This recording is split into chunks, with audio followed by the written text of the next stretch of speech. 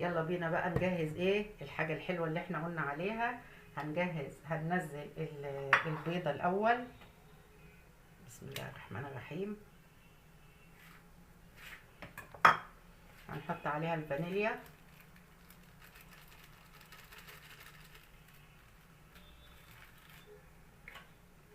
وبعدين هنحط السكر. بسم الله الرحمن الرحيم.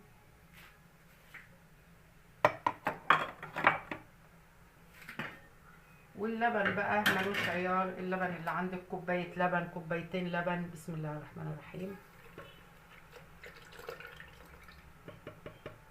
ما شاء الله على القشطة بتاعتها جميلة.